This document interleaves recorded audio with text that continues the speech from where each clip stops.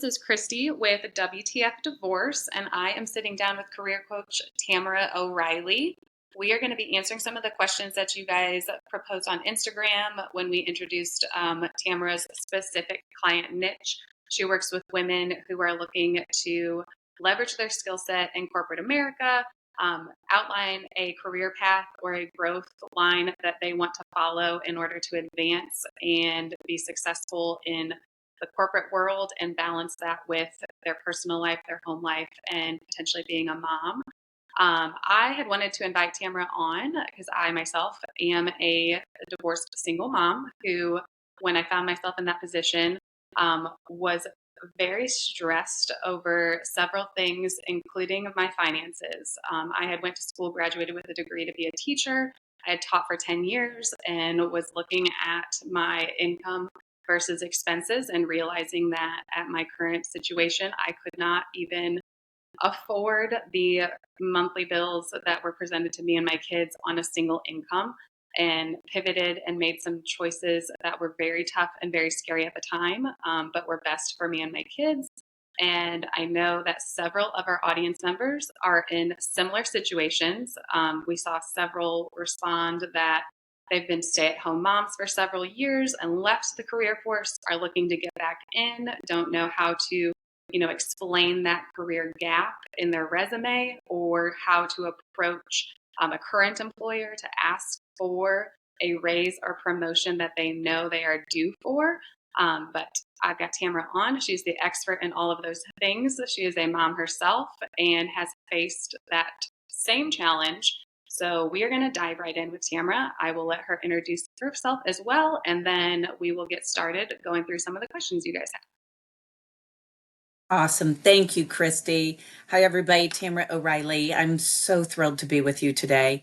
And thank you again for all your really thoughtful questions. I think this is, the idea of finding ways to accelerate your career or even really better define the career goals that you have for yourself is so relevant today. And really, I think we're also in a time like no other where the playing field as it pertained maybe even 10, 20, 15 years ago was that trajectory of, you graduate high school and you go on and get your degree, and then you go into some sort of role at an organization and climb the ladder. And that is not today's world at all. While still some of that exists, there's so many other greenfield opportunities for individuals. And I'm really excited to be talking about marrying up those things, those skills, gifts, ideas that you've got about yourself and where you want to take your career against some of the things that you may be dealing with and thinking about socioeconomically or within your own personal life that by no fault of your own just may be clouding the ability to find the right path for you to get to the place that you want to be in your career. So thank you again for letting me be here. And thank you again for all the great questions. I'm excited to answer them. I was talking to Tamara before we started recording about how, sometimes for editing purposes, we're afraid to hit the record button, but then you get kind of riffing in conversation and you're like, shoot, this is exactly what we need. So I'm going to try and bring her back. We had talked right before recording, and we were describing kind of that feeling and that place that you get into when you are just starting your divorce, maybe very newly separated, and you are kind of evaluating, like, where do I live? Where do I send my kids to date? Can I afford daycare? Can I afford food? Can I do, XYZ things that I have done with another human being, who we probably weren't doing it well together, which is part of the, original issue. But as a divorced single mom, Tamara and I were just describing that initial kind of anxiety as you kind of outline your future. And obviously this choice that you've just made has derailed the picture that you had originally of, your trajectory in your personal life and in your professional life, especially when you're realizing that currently your professional role, which a stay-at-home mom is a profession, that's a job, and you can no longer do that either. How do you pick up? How do you get started? And we're talking about it, and I can almost like feel in my belly, like that feeling that I had then, that energy. And Tamara was talking about just how other people can pick up and feel that energy too, and getting rid of it. So I'm going to open that back up for kind of with a question. You're starting over in your career after being a stay-at-home mom, or you find that you had a career that was working when there were two incomes, but now you see that this one career choice that you had as a single income is not going to work for a household. And how do you re-enter? How do you approach that first interview? How do you know, even apply or start the process of a entry level position somewhere if you're like, I need to totally start from fresh, start new? Yeah. Yeah. So one of the things that we were talking about, and I say this in wherever space and time you are in your life, right?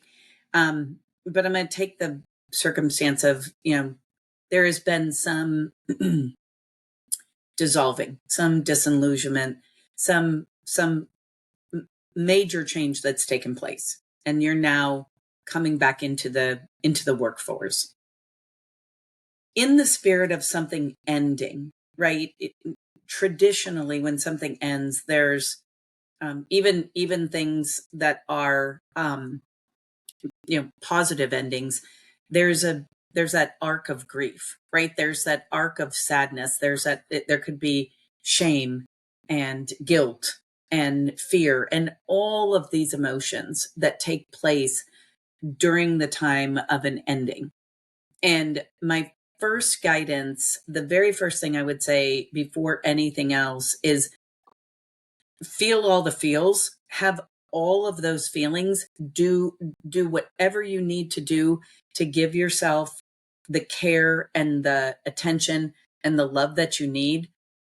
But at the same time, all of those feelings need to sit over here when you are getting ready to go into a job interview.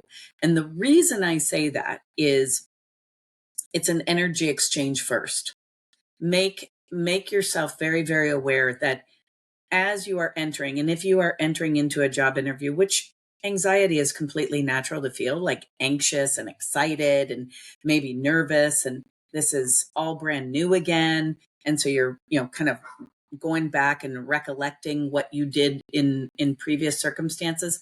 That's all natural and normal. But what doesn't have a place is shame or guilt or you know sadness about a mistake that you may have made.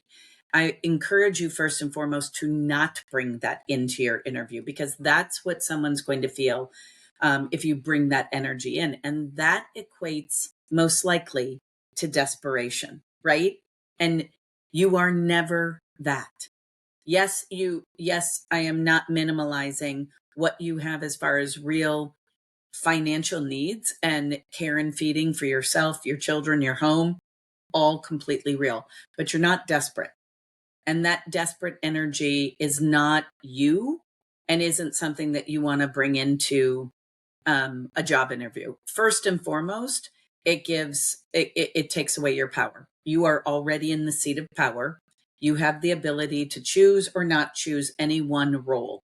But if you come in with the desperation, you've now essentially neutered that power, right? So I really encourage you to be very centered and know before you begin that interview process, where are you feeling and what are you feeling? So that you can be very clear that, again, is it anxiety that I'm feeling because I haven't been in this space and I'm a little anxious about doing a job interview? That's real. That's understandable and manageable energy. A desperate, like fearful, shameful, I'm not good enough, I'm not worthy. Any of those really wrong and not right statements are not something you want to take in to a job interview. So that's my first guidance to you in that space, is be very, very cognizant of what you're feeling and how that energy feels in your body, because that individual on the other side of the desk or on the other side of the phone or even on a Zoom is going to feel that energy come across. And then you've already put yourself in a subservient role in that job interview, which is not your reality. I love that. And I know it can get to be kind of like a buzzword, but just like your mindset is so powerful. And I remember I pivoted. I started my own business is the direction I decided to go. And I had done some things kind of as a side hustle. And I was like, this is my, this is the world telling me, this is the universe telling me, this is the direction I can go. I've had a little bit of success with what I was doing. And maybe if I go all in, then I'll see what happens. But I just remember my first call with a potential client when I had decided I'm going to work for myself full time. I'm going to offer these services that I have full time. And getting on that phone and like right before the phone call, it's like standing on the edge of a cliff and like that feeling where your stomach drops. And then as soon as it starts Mm-hmm. up, like it clicks for me and it is coming in with a confidence. And I can remember claiming to know how to do some things that I did not necessarily know how to do. Yes, I was yes, so yes, confident that I could figure it out. Like I was yes, so confident. yes. And it 100% people meet you with the energy that you bring them. And I mean to pat myself on the back, I'm a little proud because I did always figure it out. And Yes, but yes. it is an active battle to kind of fight that imposter syndrome. And I feel like having seen some of the comments and messages from our followers, it is this uncertainty that, women especially have around whether they are capable. And right before we had recorded again, like Tamara was listing off all of these things, like, a divorced single mom who needs to now provide for her kids is one of the most resilient creatures in the world. And one of the, 1,000%. yes, and yet 1,000%. very determined. So the piece I think is really, so here's where the like breakdown of reality needs to come in, right? The I love how you talked about confidence, Christy, in that space, but what you didn't talk about, which is even more paramount, was courage. You had the courage to be in a place when you come to that space, man, woman, where it is time to break, right? That is probably the most humbling, courageous, terrifying, all the above. But first and foremost, it's courageous because you have now determined for your salvation, for the salvation of your children, you need to take a different turn. You can't unsee that. And that has to be in the forefront of your mind, always in these circumstances. You're absolutely right. A single parent, a single mom is the most resilient, the most loyal, the most productive, the most focused, the most intentional employee that's out there. They will drive through a stone wall to serve and be there for their family, their employer. That does not mean that they are, in, like I said, in a subservient position, but they are determined and they have a higher power that's working for them. You have to recognize first and foremost when you are starting back in this space, you have the perception. You may have the perception like you are coming in almost at a lower class, right? It's very easy to sit and look aside someone and say, I don't have, I don't have, I don't have, I don't have. What I think is the most marvelous activity I've taken some clients through in these similar situations is, but what do you possess? And I bet you, if you sat down, and this is the exercise I take them through, it's one of the exercises in my framework, and it's called a career map, but you don't need to, that's the misnomer here, because again, to the point that you made at the beginning, Christy, being a stay-at-home mom is probably the most difficult career that's on the face of the earth right now. It's stay-at-home parent. But when you sit down and you chronicle all of the things, all of the skills that you have mastered in that role or in any one of your roles, and then you look back, right? Because it's so much easier to look in the rear view mirror than to look through the windshield, right? And you look through that and you're like, but oh my gosh, I'm an amazing active listener. Oh my gosh, I can multitask. Holy mackerel, I have all of these skills available to me from a financial perspective because I've had to manage all of my family's finances. Holy cow, look at this. I actually now have the ability, I can demonstrate where I have done X and Y and A and B. And that kind of capability, putting that out there in preparation for any job interview that you go into, fills your arsenal with real examples across many different dimensions of how you have mastery of skill that absolutely deserves compensation and deserves good compensation. And it now puts you in what can feel like an exceptionally anxious scenario, puts you in a position, to your point, of confidence, of clarity, and of courage. Those are the three things that you have to remember you probably already possess. You just are getting them masked by situations that feel bigger than you in the moment. I love that. So to really dial in a specific answer even to that question, how do you start over if you were a stay-at-home mom? You're really not starting over, how you just described it. You are making a career change, but you have mastered and have possessed now several extremely marketable skills. And it's just like reframing your brain to understand that so that when you're communicating with a potential employer, that you are coming across confidently because you have embraced, I have done a very good job of managing the schedules of my whole family. Like you said, managing the finances. I know some parents who have like the color coded bulletin boards and, project management 100%. on and action steps to make sure that everybody is where they're at. And it is recognizing and, applauding yourself and realizing I am an asset to this company. They would be lucky to have me. And it is not that, oh, they're, taking a chance on a stay-at-home mom. It is recognizing that the skills that you have created as a stay-at-home parent are extremely valuable. And that leads us well into the next question too.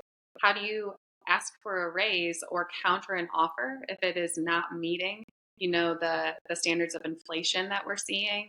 Or how do you essentially ask for the amount of money that you deserve and creates a livable situation for you?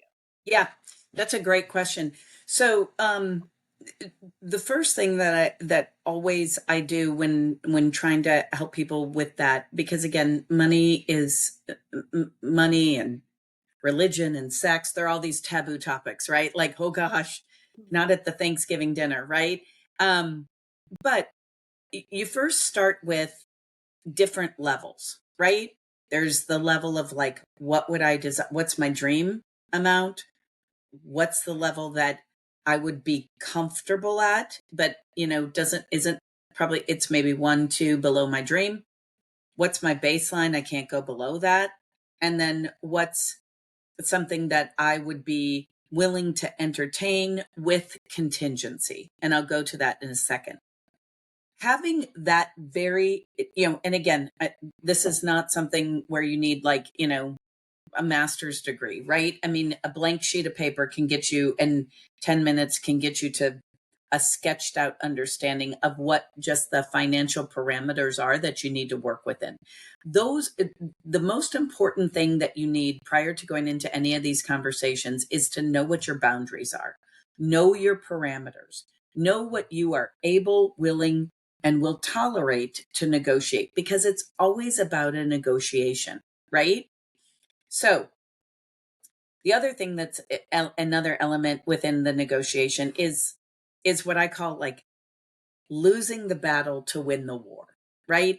Maybe the war is the fact that you need this job. You need this job, and it may not be at the salary that you want, but you're going to win the war by getting the job, and you'll negotiate and potentially lose the battle on the salary. I don't want you to walk away from this thinking that you lose, because what I always counsel people in this space is talk to me about performance. Here's what I'm so confident in, Christy, and we'll just role play here for a second. I understand. I hear what you're telling me. How about we revisit my performance in 90 days? And what I would love to see happen is that we negotiate now that if I hit these performance parameters, I get a 10% increase or whatever that percentage is.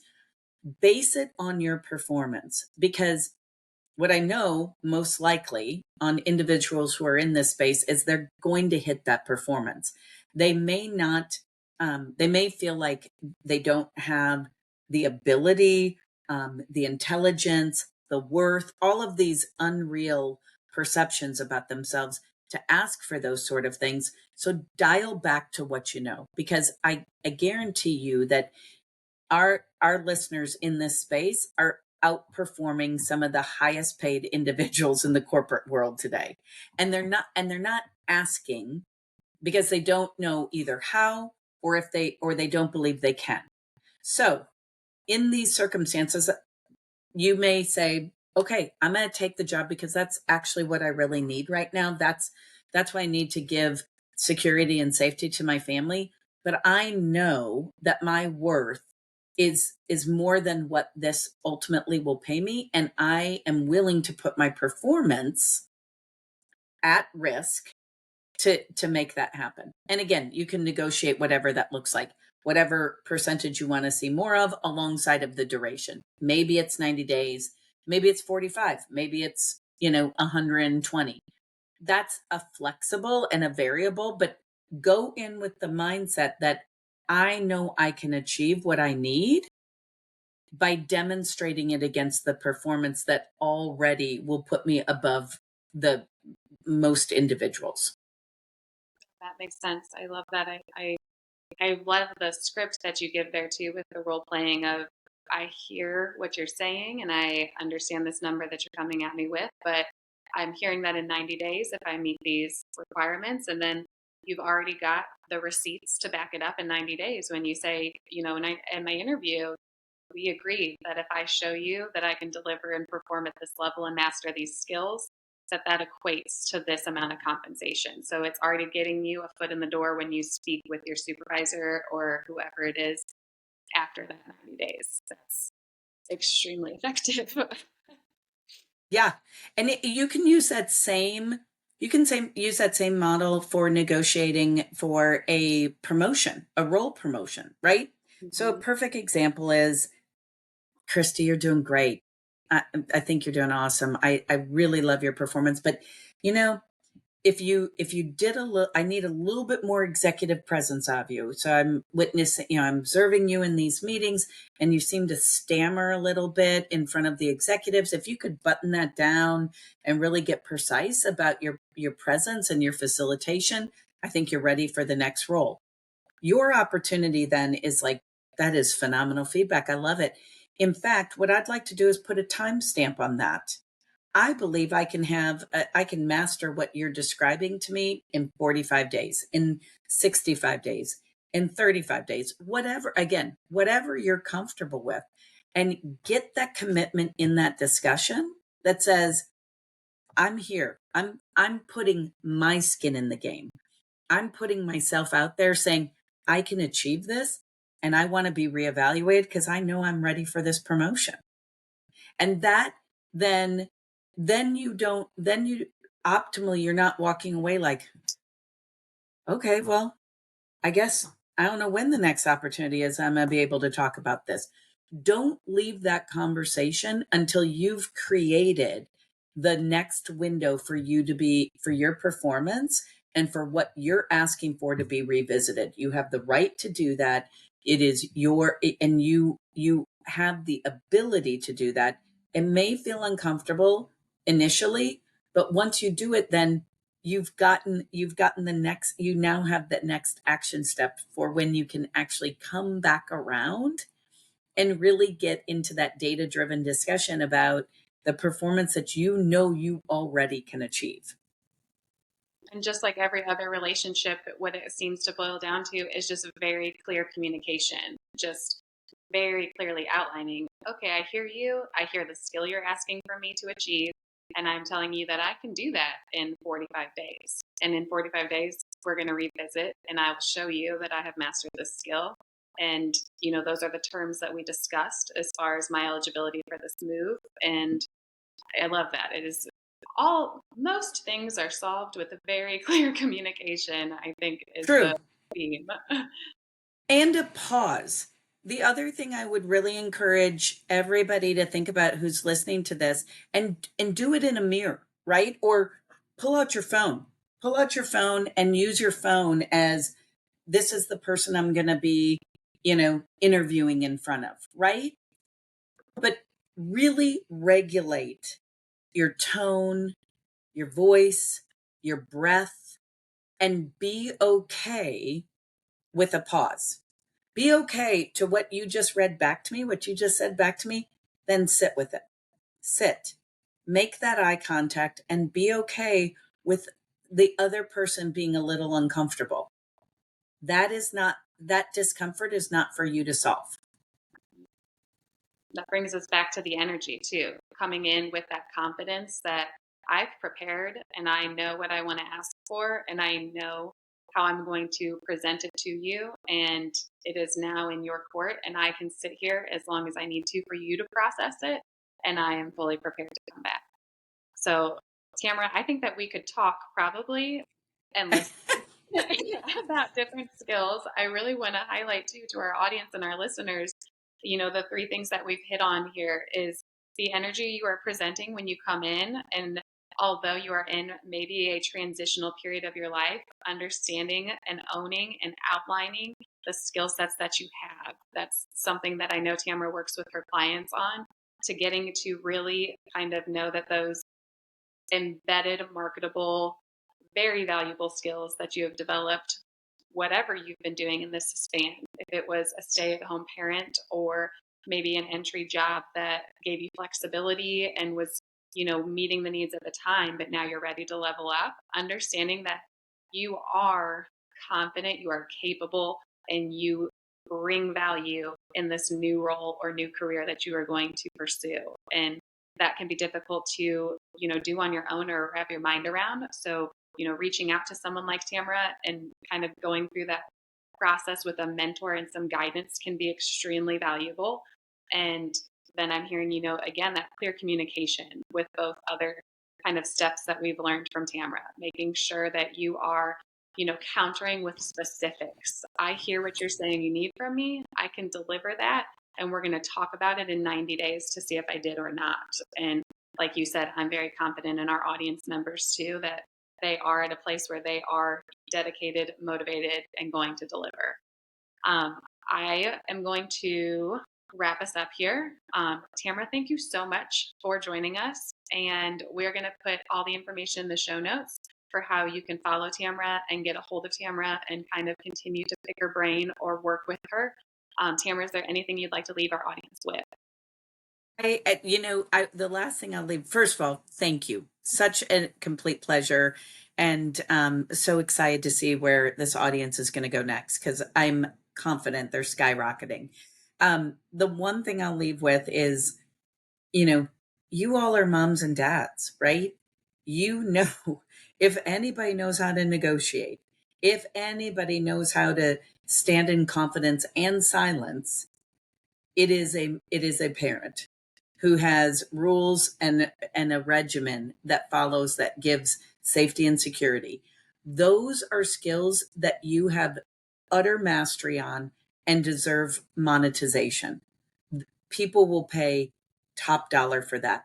And that's the thing I would take away from this, is that exercise of just outlining and really getting specific, and I would welcome the opportunity to work with anybody on that, will blow your mind at what future employees are willing to do with that kind of skill set. It's incredible. Awesome. Well, you can follow Tamara at Tamara O'Reilly & Co. on Instagram. We will link that in our show notes. And thanks for joining us. We will talk to you guys later. Thanks again.